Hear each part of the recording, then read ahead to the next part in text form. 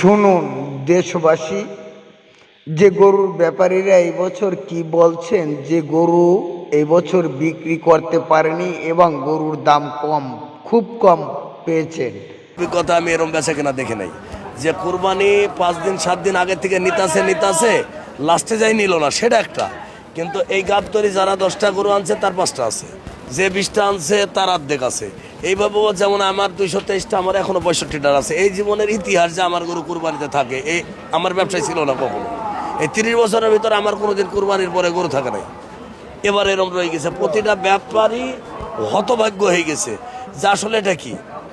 আর সবার একটা আইডিয়া ছিল যে এবার 2-3টা গভর্নমেন্ট মিলে একখানে যৌথ তারা ক্ষমতায় গেছে, হয়তো কুরবানিটা ভালোভাবে হবে, এটা কিন্তু হিসাব সবার ভিতরে ছিল। কিন্তু আমরা ওই রকম কোনো লোকই পাই নাই, দেখি নাই যে না ভাই আমরা জামাত থেকে আসছি, আমরা বিএনপির নেতা 10টা গরু নিলাম 5টা গরু, এরকম আমরা পাই নাই গাবতলী বসি।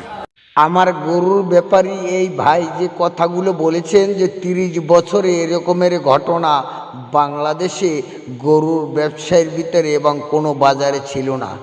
এবছর যে সারা বাংলাদেশি গরুর দাম কম গিয়েছেন, সেজন্যে কথাটা বলেছেন। এবং কথাটার প্রশ্নের উত্তর হলো যে সারা বাংলাদেশে আওয়ামী লীগের নর্মাল 50 লাখ আওয়ামী লীগের কর্মীরা গোপনে এখনও আছেন সন্ত্রাসের ভয়ে, বিএনপি সন্ত্রাসের ভয়ে। কেননা আইন প্রশাসন এখন তাদের পক্ষে কাজ করছেন, বিএনপির পক্ষে, সন্ত্রাসের পক্ষে। সেজন্যে অনেক বাহিরে চলে গিয়েছেন, অনেক জেলখানা বন্দি আছেন, অনেকে গোপন অবস্থায় আছেন। তারা তো গরু কিনতেন, না হলেও 50 লাখ মানুষের ভিতরে 30 লক্ষ, 20 লক্ষ, 25 লক্ষ মানুষে গরু কিনতেন, কোরবানি দিতেন। তারা তো এই বছর কোনো কোরবানি দেবেন না, এলাকায় আসতে পারেন না, এলাকায় কোনো স্থান পায় না সন্ত্রাসের জন্যে।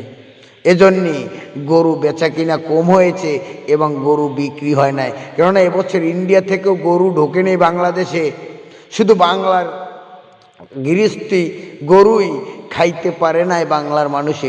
আর 30 বছর ধরে তো এভাবের ঘটনা বাংলাদেশের রাজনীতির ভিতরে ছিল না, এভাবে সন্ত্রাসী ছিল না, এভাবে আইন প্রশাসনের ভিতরে উচ্ছৃঙ্খল এবং সরকার লঘু কাজ করবে এরকমের হয়েছিল না।